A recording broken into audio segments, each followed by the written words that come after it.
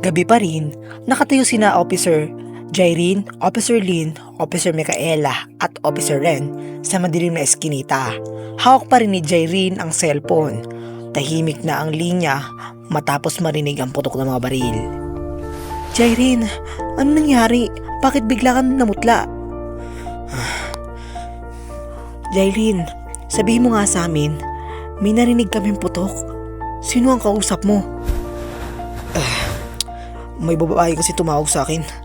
Hindi ko siya kilala. Pero sinabi niya, alam niya kung sino ang pumatay sa mga magulang ko. Ano? Sigurado ka? Oo, narinig ko mismo. Pero bago pa siya makapagsabi ng pangalan, may bumaril na sa kanya. Mukhang pinatahimik siya. May sinabi ba siya sa lokasyon, pangalan, kahit anong detalye? Wala eh. Isang pangungusap lang ang sinabi niya pagkatapos ng baril at putok ng baril. Tapos naputo lang tawag. Ibig sabihin, may buhay pang testigo at alam niya ang buong katotohanan. At mukhang iisa-isa silang pinapatahimik. Ako na, susubukan ko i-trace ang huling lokasyon ng tawag. Bilisan mo baka may maabutan pa tayo. Teka, may signal pa ba? Sandali, ayun, meron na. Saan ang galing? Dun sa Lumang Pier. Mga 5 kilometro mula rito. Ha? Pier? Bakit doon? Hindi ko alam, pero may isa pang kakaiba. Ano? Ang numerong ginamit, nakarehistro sa isang taong matagal nang idineklarang patay. Sino? Si Ramon Villarreal, isa sa mga pangunahing testigo na sa kaso ng mga magulang mo. Imposible. Akala ko patay na siya. Iyon nga din ang nasa police records Pero kung siya talaga ang tumawag, may malaking mali sa kasong to. Teka, may paparating. Saglit lang. Agad silang nagtago sa likod ng isang lumang sakyan. Lumipas ang ilang segundo, dumaan ang isang itim na van. Teka, baniriyo yun Hindi sila dapat makakita sa atin. Bakit bumalik sila?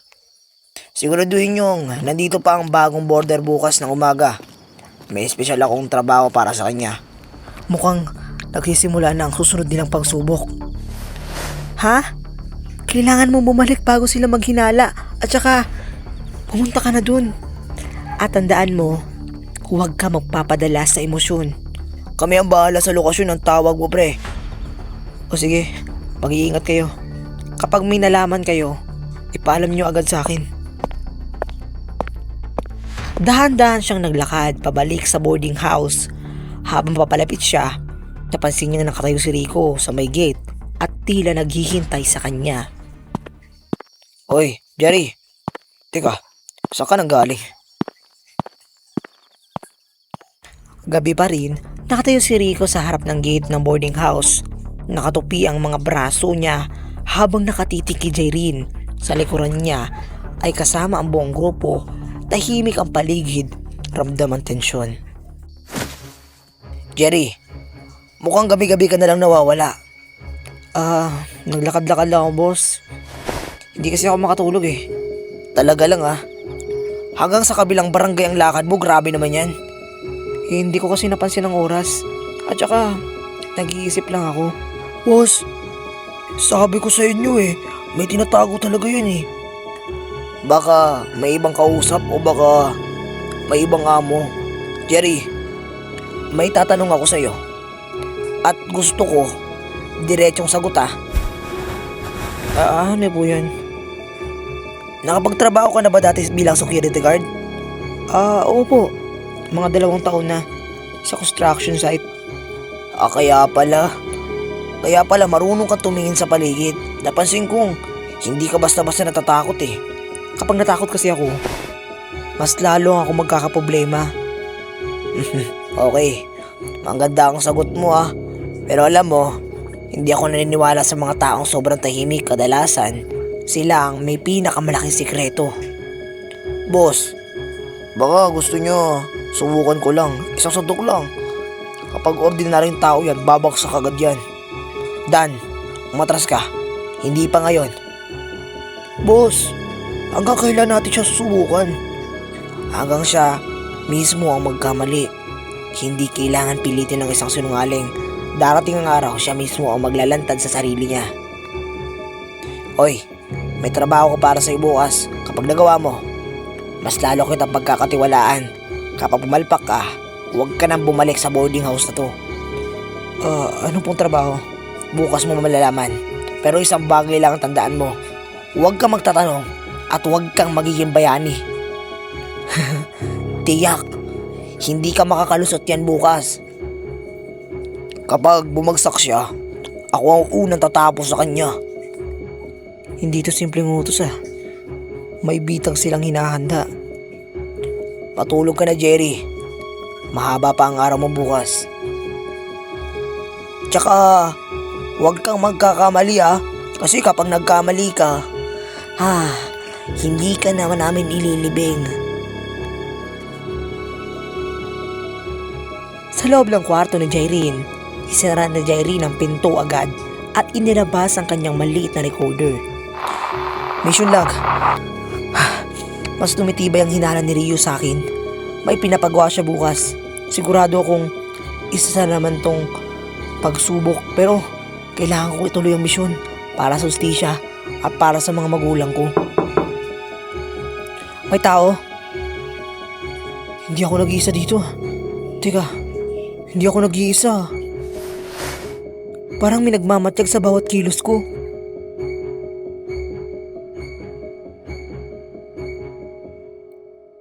Magang umaga, unti-unting sumisikat ang araw. Tahimik ang boarding house. Isa-isang lumabas ang mga boarder para maganda sa trabaho. Si Jairine ay nakaupo sa labas ng boarding house. Tahimik na umiinom ng kape habang inoobserba ng paligid. Maya-maya, huminto ang isang itim na van na SUV sa harap ng boarding house. Bumaba si Rio kasama ang mga grupo. Jerry, saglit lang boss. Ano pong kailangan nyo? Handa ka na ba? Para saan po? Hindi ba sinabi ko sa'yo kagabi? May espesyal akong ipinagawa sa'yo. Boss, ito, dalhin mo. Ano pong laman ito? Hindi mo na kailangan malaman. Ang trabaho mo, dalhin lang yan. May isang negosyante sa kabilang barangay. Matagal na siyang hindi nagbabayad ng proteksyon. Ngayong araw, sisingilin natin siya. At anong gagawin ko ron? Wala kang gagawin. Tatayo ka lang sa tabi namin para makita mo kung hanggang saan ang lakas ng loob mo. Ay nako, pag nasaktan na naman yung mga taong inosente, wala talaga akong magagawa. Hoy, sana hindi ka maging bababa ka umiyak pa. Hindi ako madaling mataranta. Maganda. O, sakay na kayo. Sumakay silang 5 sa SUV. Habang mabibiyahe, tahimik lang si Jairine at palihim na pinindot ang maliit na communication device sa loob ng liro niya. Team, narinig niyo ba ako? Malinaw. Nasunod kami. Mag-ingat ka Mukhang seryoso ang lakad nila ngayon. 3 sasakyan ang backup nila. Hindi lang sinagabang kasama. Sige, copy. Huwag mo muna kayong gagalaw. Sa likod lang kayo. Hintayin nyo ang senyales ko. Ilang minuto ang lumipas, huminto ang SUV sa harap ng isang maliit na hardware store. May ilang empleyadong nagbubuhat ng semento at bakal. Okay, baba. Boss Rio, pasensya na po. 2 araw pa. Pwede ba? Makakabayad na ako. Teka nga, ano sabi mo? 2 araw? Ilang beses ko nang narinig yan Konti lang panahon lang po. Nalugi kasi yung negosyo ko. Nagmamakaawa ko. Marami ka ng dahilan, hoy. Maawa kayo. May pamilya ako binubuhay. Hoy! Kapag hindi ka nagbayad, ipapasara namin ang negosyo mo. Mga inosente talaga pinipili nilang takutin. Huwag niyo po kami saktan. Yung tatay ko. Huwag po. Huwag ka mag-alala, anak. Hindi naman tayo sasaktan. Basta, umawa ka lang sa akin. Umalis ka, bata. Itinaas ni Dan ang kamay na parang sasampalin ng bata. Hindi nakapagpigil si Jaylin. Mabilis niyang hinawakan ang pulso ni Dan bago pa ito tumama. Hoy, boss, teka lang. Anong kailangan mo? Hindi natin kailangan idamay ang bata. Kung may utang ang ama, siya lang ang usapin natin. Huwag ang anak. Boss, tingnan niyo to. Hindi siya natatakot kayo dun, oh. Hoy, bitawan mo si Jerry. Boss, binastos niya ako. Hayaan niyo nga ako turuan siya ng leksyon. Hindi. Hindi dito. Hindi ngayon. Mukhang may prinsipyo ka, ah. Pero tandaan mo, sa mundo ko, walang puwang ang awa. Naiintindihan ko, boss. Umalis na tayo. May mas malaga pa tayong pupuntahan. Salamat. Hindi ko makalimutan ang ginawa mo. Huwag po kayo mag-alala. Hindi naman po talaga ako kasama sa mga ganun eh. Nadamay lang ako dahil kailangan kong gawin to. Sa loob ng sakyan, napansin ni Gab na may maliit na pasa sa pulso ni Dan. Boss, isang hawak lang niyo, oh.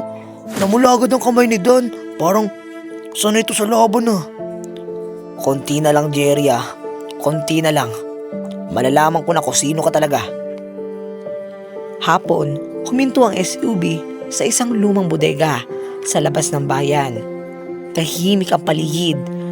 May ilang armadong tauhan na nagbabantay sa bawat sulok.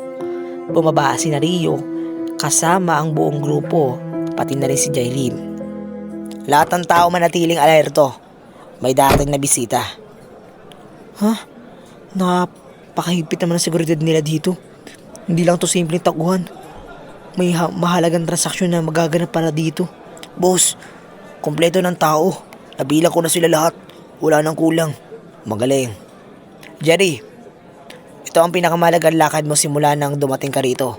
Huwag mo akong bibiguin, ha. Ano po ang gagawin ko? Wala kang munang gagawin. Manood ka lang at makinig ka. Ha? Yun lang po? Oo. Pero tandaan mo, kapag may narinig ka o nakita rito, dito lang yun mananatili at hindi nakakalat. Naintindihan ko po. Makalipas ang ilang minuto, may dalawang itim na van ang dumating. Bumaba ang 6 na armadong lalaki. Lahat sila nakasuot ng itim at may takip ang muka. Teka, sila na ba yun? Mukhang oo nga. Lumapit ang leader ng grupo kay Rio. Hindi pinakita ang kanyang muka. Rio, handa ka na ba? Handa na. Nasaan ang dala nyo? Lahat na napag-usapan natin, nandito na. Magaling. Napansin ni Jaylin na hindi pera ang laman ng maleta. Puro mga dokumento at USB drive ang nasa loob. Teka, akala ko tungkol to sa pera. Pero may mas malaki pa palang operasyon silang tinatakpan. Oy, ano tinitignan mo dyan? Wala. Curious lang ako. Hindi maganda ang sobrang curious, ha. Baka maikli ang buhay mo. Mayari ka talaga. Sandali lang, ha. May tumatawag sa akin. Hello? Ano? Sigurado ka ba? Ay, hindi pwede. Hanapin niyo agad. Boss, may problema ba? May nawawala. Ano po? May taong kumuha ng listahan ng lahat ng kolektor natin. Ibig sabihin po, may traidor. Posible. At hindi ako titigil hanggat hindi ko siya nahuhuli. Jerry, may tanong ako. Ano po yun, boss? Kung sakaling may mga traidor sa grupo, ano ang gagawin mo? Kung ako ang tatanungin, hindi ako agad huhusga. Maghahanap muna ako ng ebidensya dahil kapag maling tao ang pinarusahan, ang tunay na traidor, akas. Maganda ang sagot mo pero sa grupo ko, hindi uso ang pangalawang pagkakataon kapag traidor, patay agad. Boss Rio, may mga problema. May pulis daw na nakita sa highway. Boss, baka sinusundan tayo. Lahat ng tao maganda na at walang aalis kasama ka rin Jerry. Ngayon natin malalaman kung mapagkakatiwalaan ka ba talaga. Tahimik ang buong bodega matapos marinig ang ulat na may nakitang pulis sa highway. Agad na naghanda ang lahat ng tauhan ni Rio.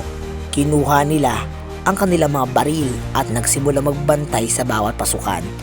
Lahat ng tao isara ang mga gate. Walang lalabas at walang papasok. Opo boss. Opo boss. Mabilis na sinara ang lahat ng malaking bakal na gate at umilingongaw ang tunog nito sa buong bodega. Tahimik na obserbahan ni Jaylin ang bawat galaw ng mga tauhan. Alam niya na wala naman tunay na operasyon ng pulis sa highway. Teka, hindi to aksidente. Mukhang may gusto silang subukan. Si Rio. Boss, kapag pulis nga ang mga yun, ano gagawin natin? Simple lang. Kapag lumapit sila, walang warning, barilin nyo agad. Boss, hindi ba mas maganda kung alamin muna natin kung sino sila? Bakit? Naawa ka ba sa mga pulis? Hindi naman. Pero kapag basta tayo nagpaputok, mas lala tayong hahabulin. Magaling. Marunong ka mag-isip. Pero tandaan mo, kapag buhay ang kalaban, mas marami siyang masasabi. Boss, may paparating na sasakyan. 2 USB. O pwesto, bilisan nyo. Pumasok ang 2 puting SUV. Bumaba rito ang 4 na lalaki nakasuot ng mamahaling Amerikana. Boss, hindi pa na pulis. Alam ko, sinusubukan lang kita. Ako? Oo. Kung malaman kung paano ka mag-isip kapag may panganib at hindi mo ako binigo. Oh, narito na ang kabuuang bayad namin. Pero gusto ng boss na masigpitan pa ang pagbabantay. Marami daw nagtatanong tungkol sa mga nangyari noong 10 taon na ang nakalipas. 10 taon nang nakalipas? Yun ang taon na pinatay ang mga magulang ko. Wala dapat ang magkukay ng nakaraan. Nailibing na ang kasong yun at mananatili itong nakabaon. Pero boss, kumakalat na ang balita. Paano yan? May isang tao daw na maling naghahanap ng katotohanan. Hayaan mo siya. Hindi siya makakalapit sa totoo dahil bago pa niya malaman ang lahat, mauna na siyang mawala. Rio, alam mo ang nangyari sa magulang ko. Hindi ako titigil hanggat hindi ko nalalaman ang buong katotohanan. Boss, may emergency boss. May isa raw sa mga kolektor natin ang tumangging mag-remit at sinasabing may bago daw ang protector na siya. Sino? Sabi mo nga. Hindi pa sigurado boss, pero ang sabi ng mga tauhan, may isang lalaki daw na naka-hood ang tumulong sa kanila. Siya na naman. Hanapin niyo siya. Gusto ko siyang makitang buhay. Yung lalaki naka-hoodie? Mukhang hindi lang ako ang kumakalaban kay Rio Meron pang isa. Habang papalabas si Rio at ang grupo sa bodega, isang CCTV camera ang dahang-dahang nag-zoom kay Jaylin sa kabila ng monitor. May isang misteryosong lalaki ang tahimik na nakatingin sa live footage. Jaylin, malapit ka na. Pero hindi mo pa alam na ginagamit ka rin nila. Hapon na, paalis na si Rio kasama ang buong grupo, pati si Jaylin mula sa bodega. Habang nasa loob ng SUV, walang nagsasalita. Tahimik lang si Jaylin habang pinagmamasdan ang bawat daan na dinaraanan nila. Hindi ko pwedeng madaliin ang lahat. Kailangan ko makuha ang tiwala ni Rio. Kapag nagkamali ako, matatapos ang misyon ko. Baba na. Boss Rio, ito na ba ang koleksyon natin ngayong linggo? Magkano? Kukulang po ng 50,000 eh. Hindi raw nakapagbayad ang isang tindahan. Sino? Yung tindahan ni Mang Ernesto? Ayaw na raw niya magbigay ng pera. Sabi niya, wala na siyang kinakatakutan eh. Boss, mukhang kailangan natin turuan ng leksyon yun. Hindi. Jerry, ikaw nga pumunta dun. Ako po? Oo. Ito ang unang tunay na mong misyon. Punta mo si Mang Ernesto at sabihin mo, hanggang mamayang gabi na lang ang palugit niya. Kapag hindi siya nagbayad, babalikan natin siya. Sige boss. Pero, may kasama ka. Gab, bantayan mo siya. Ayokong magkamali ang bagong tao natin. Sige boss. Ako na bahala boss. Kapag may kakaiba siyang ginagawa, ako mismo ang tatapos sa kanya. Sa biyahe papunta sa tindahan, magkasakay sina Jaylin at Gab sa isang motorsiklo. Habang bumibiyahe, panay ang tingin ni Gab kay Jaylin. Alam mo Jerry, hindi pa rin kita gusto. Wala naman akong ginagawa sa'yo. Yan nga ang problema eh. Masyado ka mabait. At sa mundong ito, hindi tumatagal ang mababait. Depende kung sino ang kaharap mo. Matapang ka talaga. Sana hanggang dulo. Pagdating sa tindahan ni Mang Ernesto, isang maliit na grocery ang kanilang nadatnan. Nakita ni Jaylin si Mang Ernesto na nag-aayos ng paninda.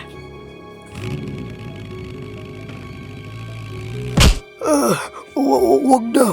Wala pa talaga akong may babayad eh. Narinig mo ang utos ni boss, di ba? Hanggang mamayang gabi ka na lang. Kapag wala pa rin, isasara namin ang tindahan mo at sisirain namin yan. Anak, tulungan mo naman kami. May sakit ang asawa ko. Lahat ng kinikita ko napupunta sa gamot. Hindi ko sila pwedeng pabayaan, pero hindi pa rin naman pwedeng mabisto ako. O Jerry, ikaw na nga magsabi sa kanya. Patunayan mo, kaya mong sumunod. Mang Ernesto, makinig kayo ha. Hanggang mamayang 6:00 lang ang ibinibigay ng oras sa inyo. Kapag hindi kayo nakapagbayad, babalik sila. At baka mas malala na ang mangyari. Tumawag kayo sa barangay at ilikas niyo muna ang pamilya niyo. Huwag kayo manlatili dito mamayang gabi. Sige. Salamat. Oy, ano sinabi mo? Sinabihan ko lang na yan daang pera. Ayokong bumalik pa tayo rito. Sana totoo nga ang sinabi mo. Kapag nagsinungaling ka, hindi lang si Boss Rio ang makakaharap mo, ako mismo. Habang palis sila, may isang lalaking nakahoodie ang nakatayo sa kabilang kalsada at tahimik silang pinagmamasdan. Magaling Jaylin, hindi mo pa rin nakakalimutan protektahan ng mga inosente. Pero dahil dyan, mas lalo ka mapapahamak. Gabi na, papunta na si Jaylin at Gap pabalik sa boarding house. Sakay ng motorsiklo. Tahimik ang biyahe. Napansin ni Jaylin na tila'y may sasakyang sumusunod sa kanila. Gab, may sumusunod yata sa atin. Iyaw mo lang. Baka ordinaryong sasakyan lang yan. Gab! Bumibilis siya. Kakapit lang, bilis mo. Ano ba problema nyo? Ibigay nyo ang bag. Ngayon din. Hindi nyo hata alam kung sino ang inaharang nyo ah. Uling babala. Ibigay nyo ang bag. Bubuisit. Ambush to. Teka, uy, ilang tao sila? 4. Lahat armado. Uy, hindi tayo pwedeng maipit dito. Gab. Teka, Gab. Takbo na tayo sa skinita. Hindi. Nandun ang bag eh. Hindi pa pwede makuha nila yun. Isa sa mga armadong lalaki ang mabilis na tumakbo papunta sa motorsiklo upang kunin ang bag. Kapag nakuha nila ang bag, baka mawala ang mahalagang ebidensya. Walang pag-aalinlangan na mabilis na tumakbo si Jaylin at sinipa ang armadong lalaki. Uy, Jerry, anong ginagawa mo? Oy, patayin niyo siya. Bilisan niyo. Ang dami niyo ah. Kalma na kayo.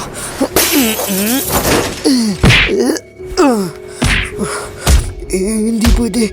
Ganito siya lumaban. Tapos ka na. Abi ka dito. Mabuti na hawakan kita. Ay, baril niyo ah. Ito yung baril. Matatapos na kayo.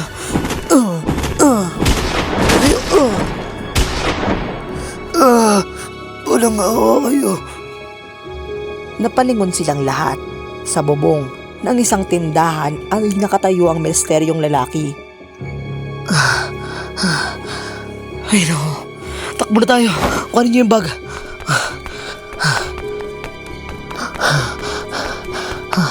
Grabe. Ang lalaki ng katawan ng mga taong to. Takbo na tayo, Gab. Bilisan mo. Kuhanin mo itong bag. Oo, teka. Hanggang dyan na lang kayo. Teka. Diyan na naman. Umatras na tayo. Umatras na tayo. Bilisan nyo. Jerry. Saan mo natutunan yung ganyang pakikipaglaban? Nung... Aray ko. Security guard pa ako. May dating sundalo kami supervisor. Siya ang nagturo sa akin. Ganun ba? Siya na naman. Sino ba talaga siya? Kaaway ba siya ni Rio o may sariling misyon? Boss. Opo. Naintindihan ko. Pinapatawag na tayo ni Boss Rio. Ayun din. At mukhang hindi siya masaya. Napatingin si Jaylene sa madilim na daanan habang unti-unting umibigat ang kanyang pakiramdam. Alam kong hindi pa ito ang katapusan.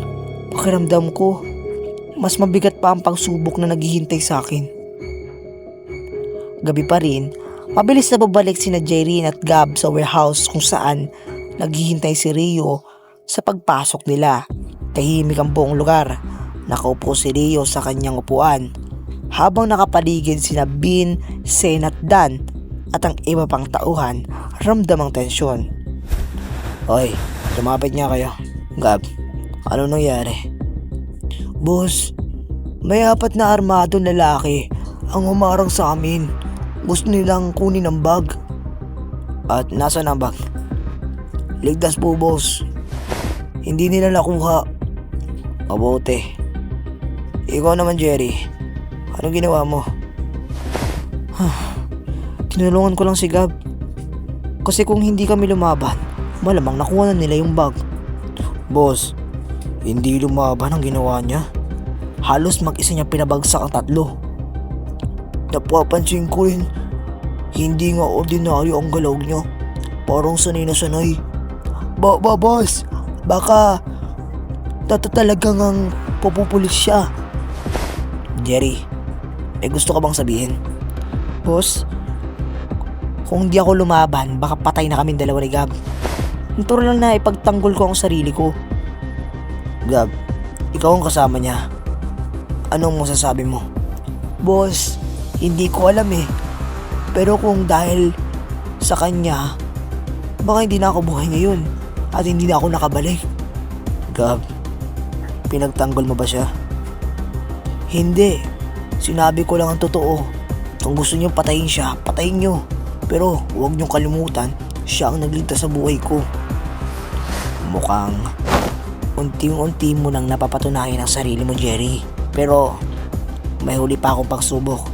Ano po yun, boss? Sumunod ka. Ikaw lang dapat. Oy, pag-iingat ka. Hindi basta-basta ang pinapapasok ni boss kahit sino riyan. Binuksan na iyo ang mabigat na bakal na pinto. Madilim ang silid. Sa loob, isang ilaw lang ang nakasinti. Sa gitna ng silid ay may isang lalaki na nakagapo sa upuan. Puno ng pasa ang mukha nito at duguan sa labi. Bihag? Lumapit ka. Kilala mo ba siya? Hindi boss. Isa siyang traitor. Nahuli namin siyang nagbigay ng impormasyon sa pulis. Nalaki ang mata ni Jaylene, ngunit agad niyang itinago ang kanyang reaksyon. At ngayon, ikaw ang papatunay ng katapatan mo. Baril mo siya ngayon din. Papakiusap mo. Ano? May pamilya pa ako. Paawa ka. Tahimik ang buong silid. Nakatingin ang lahat kay Jaireen. Si Rio ay nakatingiting tila sinusukat ang bawat kilos niya. Oh, anong inintay mo? Patunayan mo na. Isa ka sa amin. Kapag hindi ko ginawa mo, bubunyag ako. Kapag ginawa ko naman, lalabag ako sa pa akong tungkulin bilang pulis. Tahimik ang madaling na silid. Nakaharap si Jaireen sa lalaking nakagapo sa upuan. Nakataas ang baril na ibinigay ni Rio. Nakatingin sa kanya sina Rio, Gab, Bin at Sen at Dan at ang ilang pang tauhan. Oh, ano problema mo, Jerry? Hindi mo ba kayang pumatay? Papakiusap. May asawa at anak pa akong naghihintay. Hindi ko sila pwedeng iwan. Boss, Mukhang umiiyak na rin, oh. Ang bago natin. Baka hindi talaga siya bago sa grupo. Baka natatakot siya. makinig ka, Jerry. Sa mundong ito, dalawang klase lang ang tao. Ang pumatay at ang pinatay. Ngayon, pumili ka. Mapapatawad. Patawad. Boss, pwede ba magtanong? Ano? Sigurado ba kayong traitor siya? May ebidensya ba? Boss, pareho na ang sinabi niya nung isang araw, ah. Lagi siya naghahanap ng ebidensya. Magaling. Hindi ka basta-basta naniniwala. Pero hindi korte ang pinapatakbo ko, ah. Ako ang batas dito. Ang salita ko, sapat ng ebidensya. Tapusin mo na. Yan, ganyan nga.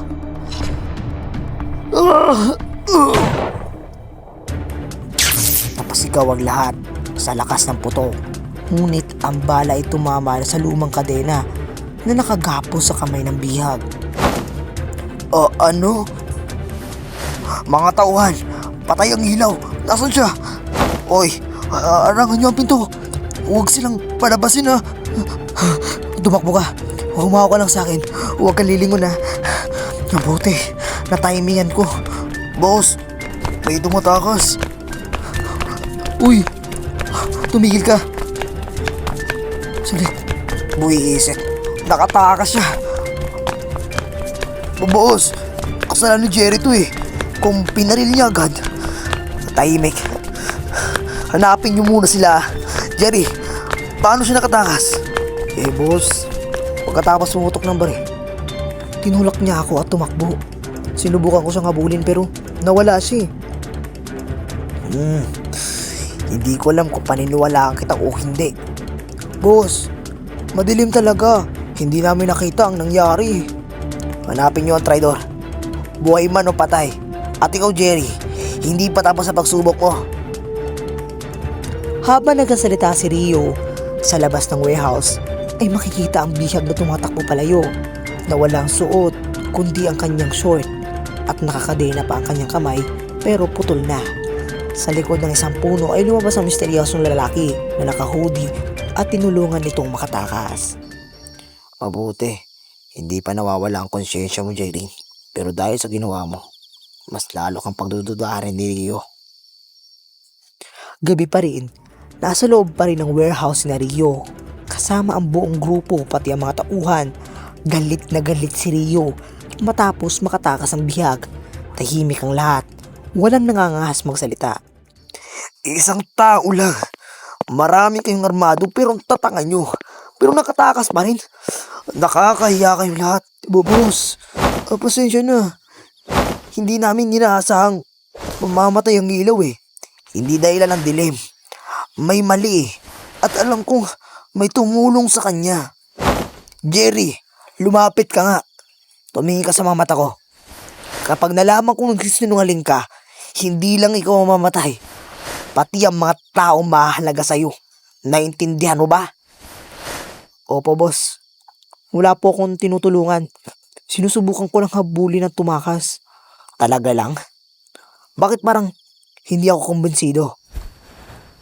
Boss, sabi ko sa inyo, di ba? Hindi mapagkakatiwala ng taong yan. Oo nga, boss. Sinungaling yan, dumating siya dito, susunod-sunod ang problema. Sandali. Hindi pa tayo sigurado kung gusto nating malaman ng totoo. Bigyan natin siya ng isang pagpagkakataon.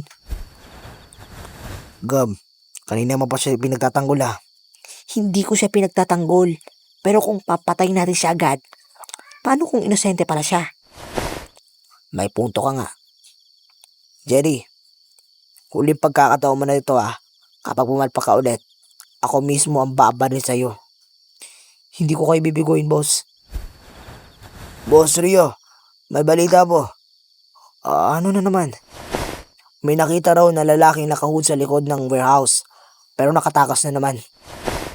Siya na naman? Hanapin nyo nga. Gusto ko siyang mahuli ng buhay. Oo ba, boss? Sige, boss. Sa labas ng warehouse, madilim ang paligid. Ang misteryong lalaki na nakahoodie ay nakatayo sa bubong ng isang lumang gusali. Kasama niya ang bihag na nailigtas ni Jaireen.